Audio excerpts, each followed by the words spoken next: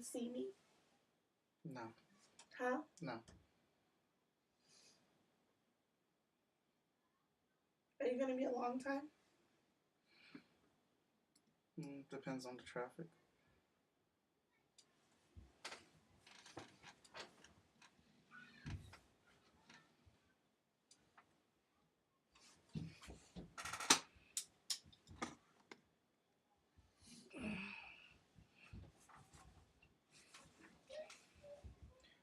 What's up, Facebook? We're here for Dear Creative episode number 9 on a Wednesday. So we're going to talk about making comics.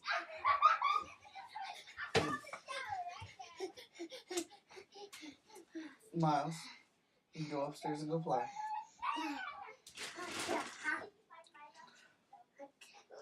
Alright, so we're going to talk about making some comic book stuff. And today's topic is actual reach versus your perception of what your reach is. And reach, by definition, of how far do you think you can reach somebody? Well, like, how big is your audience? How many people follow you? How many people will support you? How many people you think you can get to buy your books? How many people would share your stuff? How many people would like your comments or your postings? Things like that. So we're talking about how much of a net do you cast out there? And so, I've been making comic books since making comics for a while, but professionally since like 2004, like trying to make them and get paid for them since 2004. And back in the old days when I was teamed up with Victor Dandridge, we built up a pretty cool following. Vic had some pretty wicked ideas for promotion and things like that. So we kind of jumped on the scene, and the indie creators found out about us pretty quickly. But then we also went to the right show with the right people that helped spread the word about us a little bit. So I think our first big show together was Space, and Space had a lot of people. Space is like the family reunion for indie comic creation in Ohio. Like, tons of people go there that make comic books, and they've been doing it for a while. They're like a family, con family. And we happened to go there, and we made a big impact. We had like 5 tables because we partnered with some people, so we owned the row. We were giving away free items. We were selling comic books. We were selling buttons.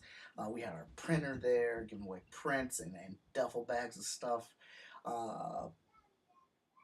And then I had worked my way up on the microphone for the con. So like Bill was just like, go right ahead, yeah, go right up there, just say whatever you want to say. If you're promoting stuff, go right ahead. And I just took the mic over, and Vic and I was just running that floor. And so that got a few of the Comic Con people there, like comic related, interested in us. Rachel Gladman interested in us, wanted to know who we were and what we were doing. And then they saw our book and they were like, wow, they were really impressed. We got interviewed with them, and then the thing that we did after that was we came out with another book, and it was a full color 22-page superhero comic book, and that was just like not the thing you do as an indie creator or whatnot. We didn't know that. We just wanted to make a comic book, so it was just a matter of a lot of the right time and the right spot amongst the right people that got our name out there, and then the fact that we were hitting these shows and coming out with comic books every other month, full color ones, is what really got people to get behind us. And then we did this Dare to Compare, which was all Vic's idea. Dare to Compare Hot Shot with Invincible. So basically the deal was, if you if you had Invincible on your pull list, we would give you a free copy of Hot Shot, and we dare you to compare it to that, good or bad. Tell us whether you liked it. Tell us if you hate it. Tell us, how does it compare to Invincible or whatnot. But our main objective was that if you like Invincible, you would like Hot Shot. because they're similar titles. This ended up getting us into a big fight online with Eric Larson, and that also fueled the flames of like, who are these guys? Where are these guys from? So we then at that time, I mean, so that's what I'm saying. We had a lot of factors that got our name out there, and people knew who we were. So that increased our audience, increased our reach. Now, probably at that time, I wouldn't know what our reach is or what it was at that time. But I would say that we were pretty well known on the indie scene. When we went to comic book conventions, people knew who we were or they heard of us. We had a nice little following online. We were making good numbers in sales. But I couldn't tell you what our actual reach was. And that is because I was self contained in my own little bubble. I wasn't keeping track of numbers. I really wasn't going to a lot of shows outside of Ohio. I mean, I hit Chicago. That was probably like Chicago and Detroit is where we went, and that was like 1 or 2 shows a year. So, uh, but the thing was, people knew who we were when we did show up at shows, and then I started going to more and more shows on my own, and we were going to Wizard World shows and things like that, and we developed a little bit of a following, and so I disappeared from comic books for 2.5, 3 years to get some stuff together, and came back. I had no audience. Like there were people that knew me, but I lost all that momentum and speeded up some 2 years back in the game, making the comic books, back going to shows, doing events and things like that. And I get signed. I signed a partnership, co-publishing it with Short Fuse. And one of the first conversations that Sean had with me was, "What's your reach?" And I was like, "Oh man, yeah, I got a good reach, man. I make these books, I go to these shows, people know who I am. I got lots of communication on social media, on my Facebook page and stuff like that." He's like, "All right, well that's cool because it's gonna be your audience and our audience from Kickstarter. That's gonna combine together to help make your Kickstarter super successful." And I just had these grand pictures and ideas I just had these grand ideas of success. Like, oh yeah, I'm gonna go on this Kickstarter. I'm gonna kill it. Everybody knows who I am. Everybody knows who Mike Watson is. My Facebook page be popping. I got over 19 or 1,800 likes on my Facebook page. I got on my Freestyle Komics page. My Twitter be popping. No, that's a lie. My Twitter does not be popping. My Instagram be popping. Yeah, I got an audience. Boom, we about to make this money on this Kickstarter. Boom, yeah. Right? But as we got closer and closer to launching the Kickstarter, uh, you know, Sean and I were talking more and more on a regular basis, planning and plotting things, and then, it was like, what's the dollar amount? What do you want to go for? And I had to really sit there and look at my social media interaction compared to what I do at shows. Combo conventions, those are isolated. Those are isolated. Damn, can I talk? Isolated venues. For a weekend, you see these people. Most times, unless they're like serious fans, you lose contact with them. I'm not gonna say everybody, but you know that con is a singular incident and event, and it's not adding to my social media presence. When I was looking at what shows I was going to, and who I was having interactions with, and who would actually message me, compared to the sales I was having, there was a huge gap, huge gap. All right, so like, I go to these shows, have a good time, sell these books, have these great geek conversations, talking about books and things like that, and I move a lot of books. But then coming back on Facebook, my interaction was, yeah, maybe like 2 or 3 people from show actually would follow me from the convention to the to my Facebook page. Another thing I was doing was I was doing game release parties for GameStop, and I'd have these little games set up. I'd work with Luke Herr, Victor Dandridge, DJ Cool Breeze, get a food truck out there, and we've done several video game release parties. And then I would say I come up with these games to get people to like the pages, right? To like the social media pages for Freestyle Komics and all that stuff. And yeah, we'd get these likes on these pages. But then, we do these giveaways and stuff, and what I felt was building, the audience, which it is. But I guess we got to go past building the audience to a long-standing audience, and that's what we weren't getting. Um, people are, I'm not gonna lie, people are lazy. Uh, they're more in the moment than they are long term. So if you do get long term fan base, you want to hold on to that. Um, so getting them to come from the GameStop event to move over to the Facebook page and interact with us, I wasn't getting those results. Like I got the likes from them, but now I need the interaction, and I'm not getting that, or enough of it. So when it came time to figure out, well, what's the dollar amount going to be? What are we going to, or what's the goal going to be here? And Sean's like, yeah, I'm pretty sure we'll have this percentage donate, off of our Kickstarter audience because they like short fuse, they like the product that we put out there, and we built a good relationship with our audience. But your audience is going to have to help out for that. So how much do you want to go for?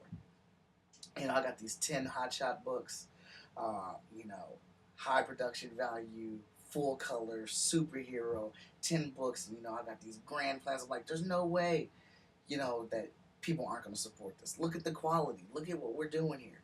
And the more and more that question came around, like, what's the dollar amount? The more and more I saw my interactions in person and then my interactions online. I mean, it's a tough nugget to crack to bring um, the outside to the inside. Outside being live interaction versus, our social media, inside social media interaction. It's a tough cookie to crack because of several reasons. When you're at a con, it's people are more willing to spend money. Maybe because it's an event, and you come in there with it. Well, I am going to buy something. It's just a matter of what it is, and you can make them laugh. You get that one-on-one time. You get that time really to work it. But either way, long and short of it, I just kept thinking like I'm not going to be able to carry my weight. I don't think my reach is what I assumed it to be because I'm looking at my interaction now. Yeah, I get interaction. I get people messaging me. I get people talking about the books. But for all those people that like and support or comment or share anything, how many are buying books on a regular basis, and how many have already bought the books? How many already have them? So I had to really really think about that, and so like I was like, yeah, we're gonna bring that number. We're gonna bring that dollar amount now. So I was thinking like $6,000 for the goal for the Kickstarter. I was like, no, no, let's bring it down to four. Because in all honesty, on my end, for my audience, I don't think I have enough to do that, to do 6,000. So, uh, but we ended up hitting the goal, and we did 4,200, which was really good. But now I am starting in partnership with Short Fuse. I am starting to build a Kickstarter audience. What's up, Turf? What's up, Ramel? I'm starting to build a Kickstarter audience, and with that Kickstarter audience that I'm starting to build, it is strengthening my social media audience. So it's helping me strengthen my Instagram. It's helping strengthen my Facebook, my Twitter, the Tumblr. Um, I'm building on the success of those and the momentum and bringing it back into the rest of the things that I do. So it's helping me build that. So it is a thing of what your reach is versus what your perceived reach is. And for the most part, our perceived reach is wrong. Unless you've done the research, you've done the numbers, you're keeping proper track of your sales, you have good fan interaction, and your fan interaction is a good versus number of actually fans that are still continuing to buy your stuff, that's sharing your stuff. So if you've got all that going, then I'll shut the heck up. You ain't got to listen to me. But for the most part, our perceived reach is wrong. And one of the reasons I brought this up is because there was an excellent dialogue that I started on my page, which went the whole other direction, but it's fine. Monique, uh, she was disappointed that she was only offered $500,000 for a Kickstarter. um, I, I try. Gotta have some type of grown mentality when trying to live out here like a professional. Supposedly. Thanks, Turf. Have a good night. Um, So she was offered 500,000. And Dave Chappelle was offered 20, got 20 million. Chris Rock got 20 million. Amy Schumer got 13 million. Came back and negotiated for 13 million. She was offered 11 million. All right. So let me say this right now and clearly: Amy Schumer sucks. All right. I don't like her. I don't think she's funny at all. She is super weak as a comedian. But her perceived reach at the time that she did her special was super high. She was doing movies, she had specials, she had she was doing specials. She sold out New York Madison Square Garden a couple times. So, like, Amy Schumer at that moment was hot. So whenever Netflix offered that money to her, her reach was ridiculous. Besides the fact that Netflix is trying to diversify their portfolio of comedians, so they have a wide range of them. At that time, they offered her that money. She was super hot. She was super big. Whether she sucked as a comedian or not, it is basically the simple context of what have you done for me lately, and she's done a lot at that moment. Now I get it. Monique's got a lot of awards. She posted up there. Somebody looked it up. She's got 57 awards to Whoopi Goldberg's 55. Uh, and 10 or 12 years ago, she was on a show and she was in a couple movies. Or last year, she did that About Christmas movie. Well, that was Monique and 9 or 10 other stars all in that movie. It wasn't just her. It wasn't featuring her. It was her and a bunch of different actors. Uh, and awards are nice. There's some very prestigious awards, and there's awards that people just give out, just put out a banquet and stuff. But just because you get an award, that don't mean nothing. That doesn't legitimize a whole lot of things. I don't know. An award is just a fancy night where someone says, "Hey, I'm going to give you this because I think you're special." But what have you done lately? What have you done lately that garners?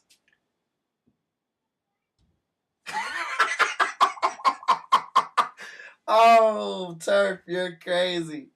You are crazy. I appreciate that honesty.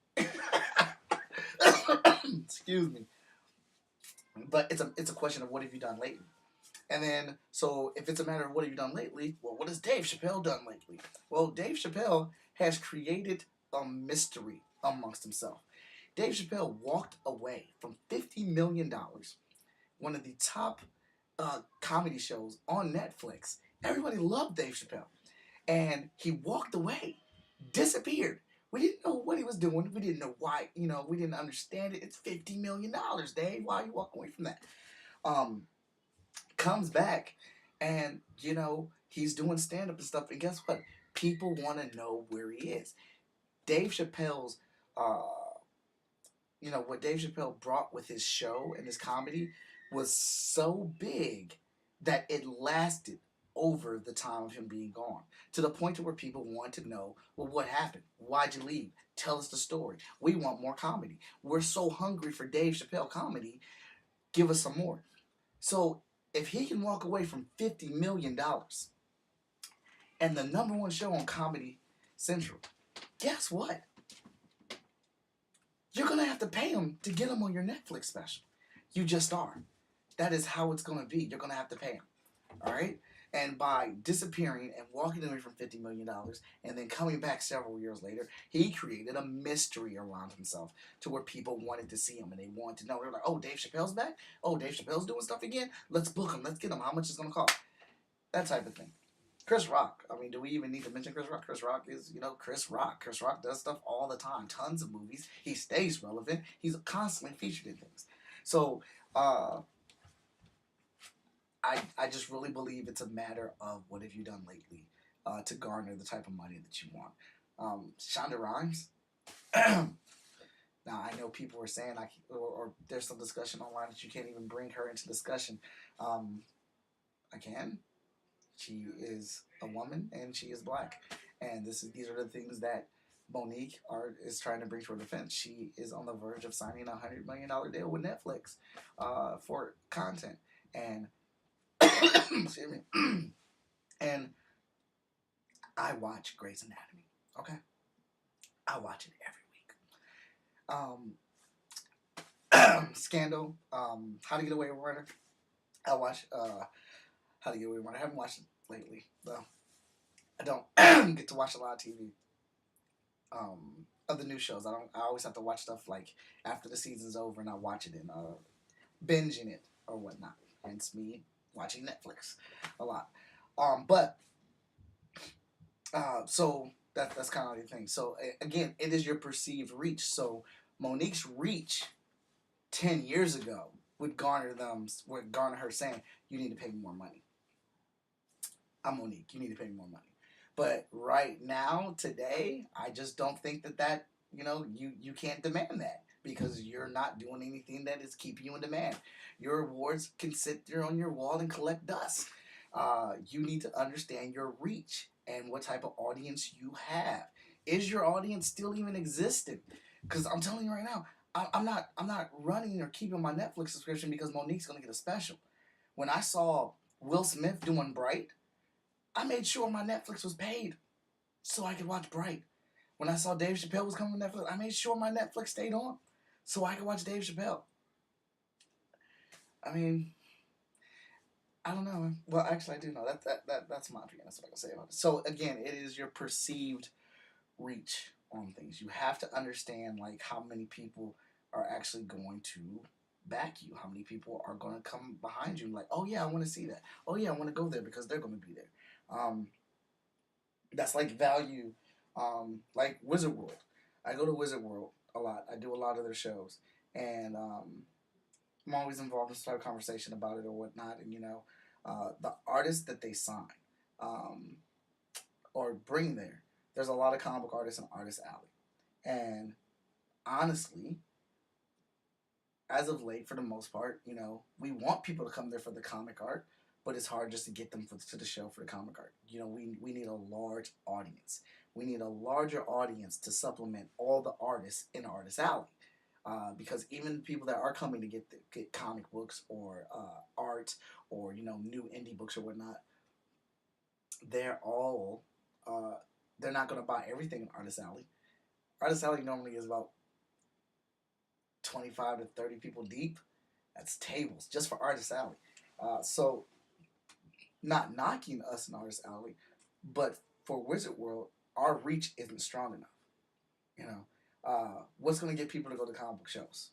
Hate to admit it, stars. It is a comic book convention. I would definitely prefer it be the comic books that get people to get there. And I'm not saying it's like that for everybody, but we're going off of the majority. We're going off of a large audience. So, um, so we get stars. We get you know characters from we get the WWE. We get people from Walking Dead. We get people from the Marvel movies, from the DC movies, from popular TV shows. We get them there, and people go and spend money on them to go get their autographs or their pictures taken with them. Well, because of all these stars being in this one spot for this one weekend, that increases Wizard World's reach. That increases the net that they cast out to get more people to come to the show, more people to come to the convention. And then when those people are there, as I've said in my previous Dear Creative, is that we or they have signed a blank contract that states I get to pitch to you because you're here. You pay for your ticket to get into the show. So I get to pitch to you about what I got, which gives me more opportunity to talk to people, which increases my chances to sell. So instead of going to selling a book from, between one and three people of people that are just there for comic book stuff, now my chances increase to selling my book to 5 out of 7 people that are there at the Wizard World show because I have more variety. I have a bigger audience to pull in, and um, and another thing that is like kind of like a slap in the face of like how big is your reach. I talk to people all the time on social media, on Facebook, and it's not a knock against them because guess what? Life happens. Things happen. Things come up. Things happen out of our control, and it is our job to just roll with it and figure it out. Sometimes you have this plan to get somewhere. Something comes up. Now you can't get there. But I remember I've had conversations with people like, hey, are you going to be at this show? Yes, I am. And well, good. I want to get this print. I'll go the whole weekend. I won't see that person. It's not a negative thing. It's not a bad thing. Things happen. For some reason, that person wasn't able to make it to the show. There have been shows I planned on getting to, and I've told everybody I'm going to be at that show, and then all of a sudden, I can't go there because something came up. Stuff happens. So, but I use that anecdote because when I'm at shows and I used to like kind of keep track of that, so I'd set some stuff aside um, to make sure I have it when people came over. But sometimes those people didn't show up, and now those are sales that I don't have. Again, nothing negative. I'm just talking here. I'm just talking, giving you guys examples of reach. Um, so your reach is your pool of how many people you can actually get to do what you need them to do, which is buy stuff, share your stuff, like your stuff, talk about you.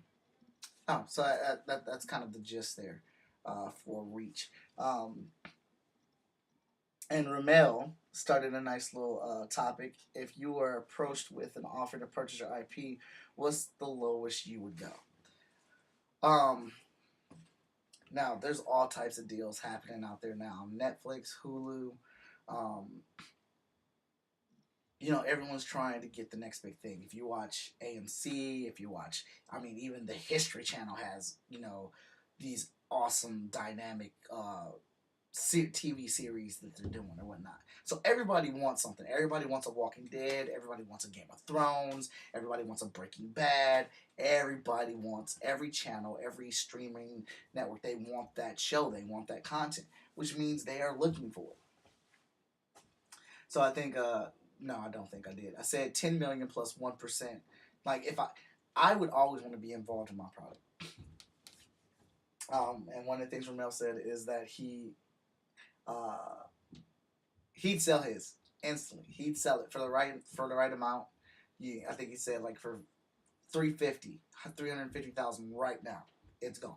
He's selling it, and because he can make something else.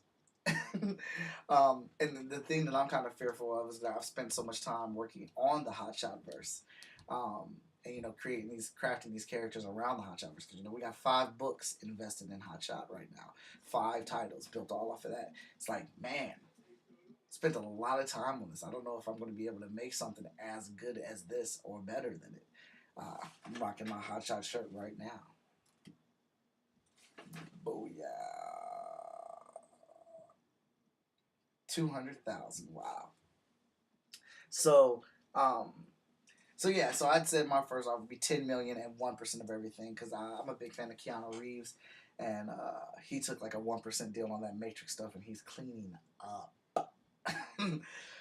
He said 1 million and 1% of everything, and cameos in your name and credit was his counter offer, and I was like, well, 5 million, and then keep everything the same, because I think you should know the value of stuff. Obviously, they want it for a reason because they think it's good, and not to be greedy, but they're gonna make hands over fist money.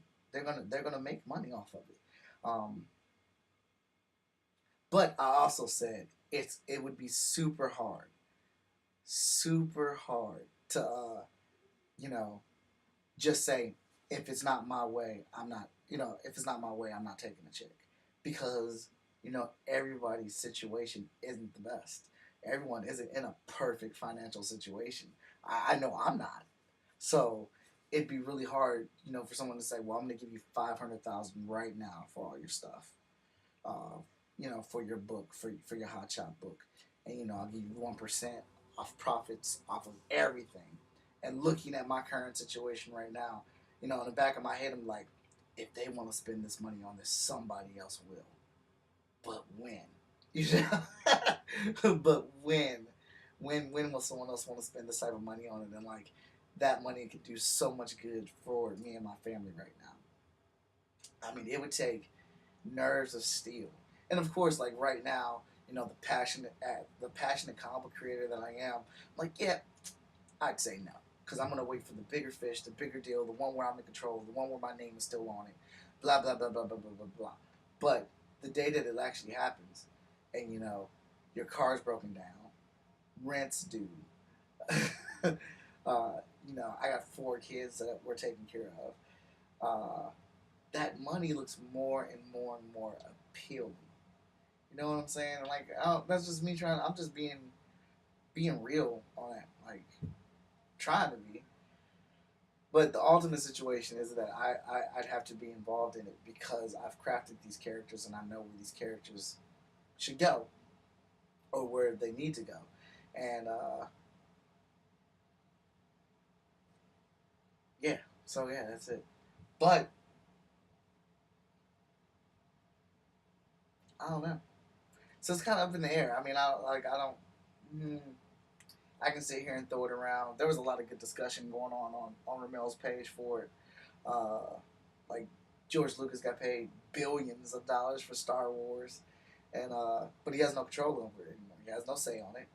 He had his fun.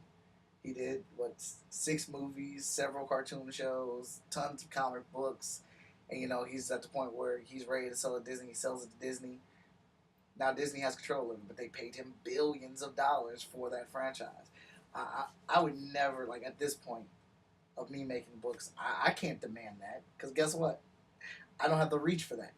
George Lucas has the reach where he can garner that type of money because he's in George Lucas. But me, Mike Watson, I don't garner that type of reach. I don't have that type of audience. Oh shoot, Ramel again with the good point. Keep in mind lawyer costs. Disney made that back, made back the cost of it already. You think they already made the money back on that so far? Oh no. I think they got one more movie before they make that money back. But I'm not their accountant. But yeah. So George Lucas garners that type of money because he has that reach because he's still doing stuff. He's still involved. Uh, his name is attached to all these different projects that now Disney owns, and it's like, oh, well, look at this. I mean, it's George Lucas. He's still got animated series going on. He's still got people making video games off his product. A toy line that's still selling. So yeah, let's offer him these billions. Oh shoot, yeah, please send it to me, Ramel's gonna check it out. Um, Ramel saying Disney's already made back that money that they paid George Lucas. So, um, or The Rock, like last year, The Rock was reported the highest paid actor in Hollywood because he's in demand, because he has a huge audience and he has massive reach, and he's relevant. He's in the now. He's in the know. Or no, it's in the now. That was right. So he can garner that type of money, garner that type of attention, garner those type of requests because his reach is incredible. From his WWE fans to his movie fans to his show on HBO. He's got a couple of them. He's got a show on one of those learning channels or whatever. It was like a reality show where he's helping people build up their strength. Then he has the Baller show. Then he's in like 3 or 4 movies a year. And the WWE, he's in video games. He got toys of him. People love The Rock. So it's like, what has he done lately? All of this stuff. His reach is crazy. Tiffany Haddish, I think that's her name. I bet you she can get buckets from. I bet you she can get a lot of money from Netflix. Maybe not as much as Dave Chappelle and them whatnot because she is new. She's a new comedian, but she's hilarious. Hilarious. She's on talk shows. She's making appearances. She's done a movie. She's got a book out. She's got relevance because she's out right now. So that's the main thing we're talking about with the reach. Like, what your audience is, what you bring to the table with your name, what are you involved in, and what's your audience, and what's that reach. All that stuff matters. All of it does. But that's all I got. I'm going to wrap this up. Thanks for tuning in, and I'll catch you guys next week.